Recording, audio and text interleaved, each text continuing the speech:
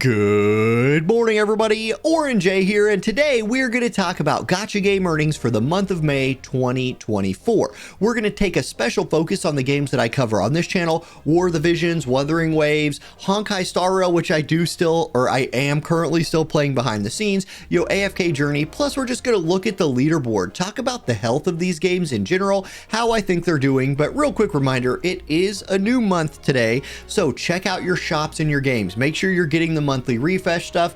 In War of the Visions, make sure you're spending your May medals. You can see I'm sitting on 50, and then we have 1 day left on our monthly shops before that resets on the next patch. So just something to keep in mind for whatever game you're playing. You probably have new stuff in the shops today or sometime really soon. Now, here's the earnings. I got this off of a Reddit post called Sensor Tower Monthly Revenue.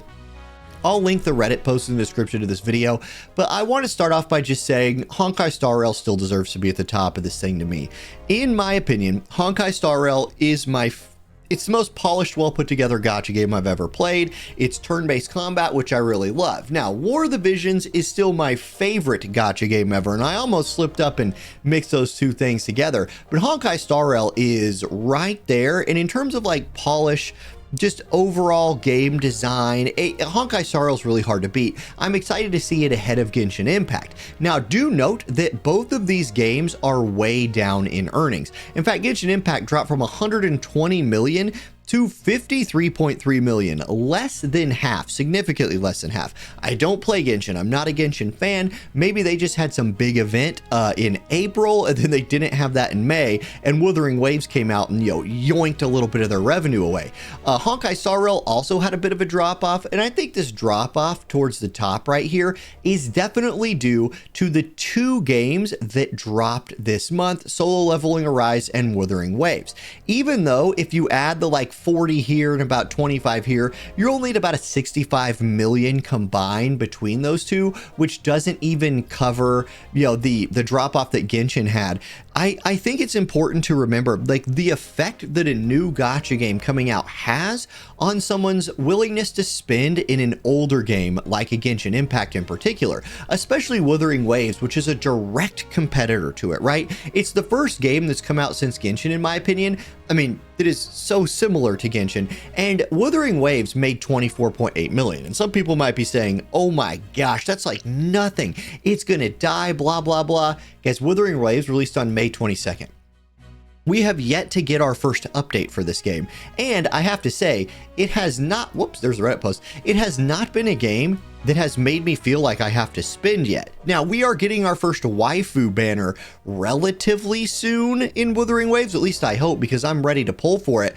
But I've spent $30 in that game, and I didn't chase weapons, but I pitied the on-banner unit. I did all of the newbie summons, and I'm like ahead of the mark for 30 bucks. So it's been very cheap to get into, in my opinion. It's been very free to play and low spender friendly so far. We will see if that continues to play out. I imagine, look, we haven't had a waifu banner, and waifu banners are what make big bucks in the global games. Solo Leveling Arise also posting a 39 million. You won't be able to see this on your screen. Well, here, I'll just move this over. May 8th is when Solo Leveling Arise dropped. So it has not had quite the full month, but it had most of a full month to generate that 40 million. That's a decent launch month, especially for an anime-based gacha game. I feel like those tend to kind of come out hot and then really fall off. We'll see how Solo Leveling Arise does. It's not a game that I have played. I want to mention a couple other things about the top before I move on to some other games that I'm playing.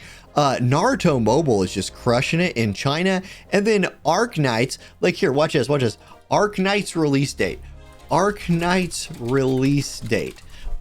released May 1st, 2019. So 2019 is a 5-year-old game out here putting numbers together. Right now, it just had its anniversary, right? It released in May, so they're probably getting some Annie things here, up from 11.6 to 44.6, but that's a hell of an anniversary for Arknights, which I will say is one of the most advertised mobile games around, and it's a game that I wish I would have gotten on when it came out, because I think I would have really enjoyed it. But it's hard to get into a gacha game, you know, when it's 5 years old or something like that and you're just starting. I don't know, it's a great game. I'm happy to see it doing well. I have no idea what Love in Deep Space is. The next game that I really care about on this list is AFK Journey. Now, AFK Journey posted $12 million last month, down from 19 in April. If we look, AFK Journey is pretty new. It's been out for a few months now. Okay, come on, Google. AFK Journey release date. AFK Journey came out March 27th, 2024. So that's March, April, May. So it's about just over 2 months old.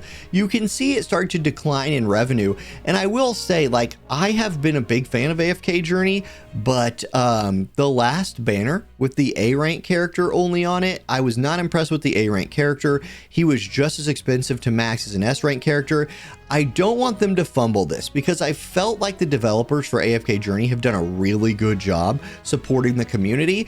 I would love to see this game bounce back up these leaderboards a little bit in the future. I'm hoping. Like, here's hoping. Still, $12 million. The games did fine last month. That's just 19 to 12. Ooh, we'll see where it kind of levels out eventually later. Now, War of the Visions fans, we got to scroll down a little bit here, but War of the Visions did post 2.1 million. Now this, I know it shows this world, but this world is combined like global JP. It's all of it combined. I will say JP outspent global significantly in last month, but we have Sephiroth dropping for us this month. I wouldn't be surprised if global put $1 million forward, and I wouldn't be surprised if War of the Visions had a similar month, you know, around $2 million for June, with global maybe doing a little bit more of the lifting. 2.3, 2.1 million, that's really okay for War of the Visions. We're looking at an over 4-year-old, you know, strategy RPG game. Strategy RPGs, not the, you know, not the most casual player likes the strategy RPGs.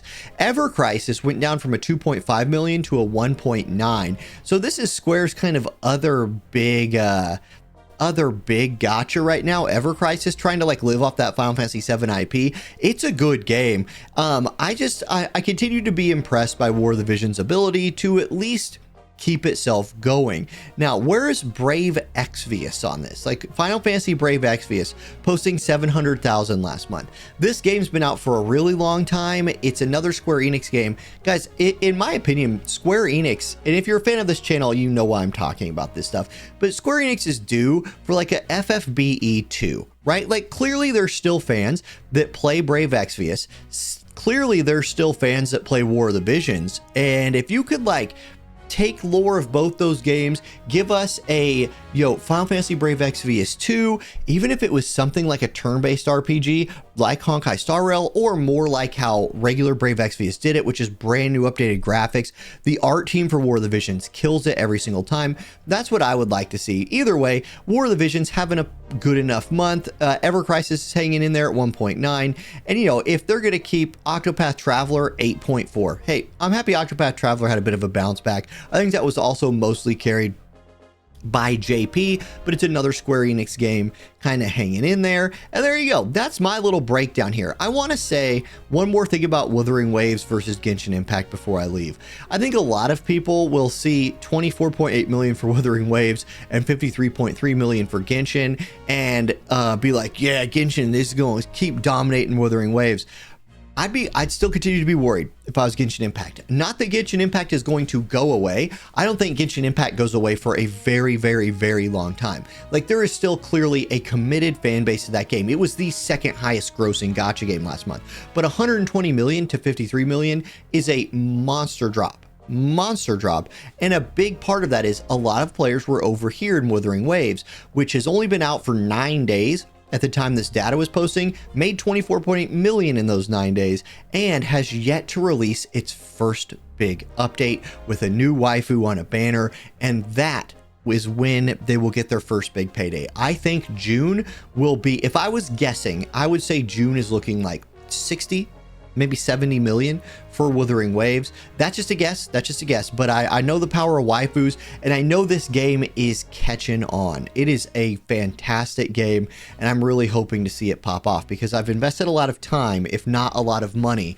into that. And I will spend for the first waifu. I'll drop some money on there for that. So anyway, there you go. That's the numbers. That's what it's looking like, guys. Like I said in my last video, I'm going on vacation starting the day after tomorrow. I'm gonna be gone for a week, and then I'm going to Japan after that. June is gonna be a very slow video time for my channel, and honestly, I need to refocus a little bit this summer. I need to kind of pick games that I'm going to cover and like really cover them. I'm playing too many gachas right now. I'm playing like 4 at once, and I want to play 4, but as a content creator, I want to cover all 4, which doesn't seem doable on just one channel, especially with all the other time commitments I have. So I'm gonna take this vacation, kind of think about what I'm doing with my channel, and there we go. Thank you all for watching. I hope you have a great day, and I'll catch you next time.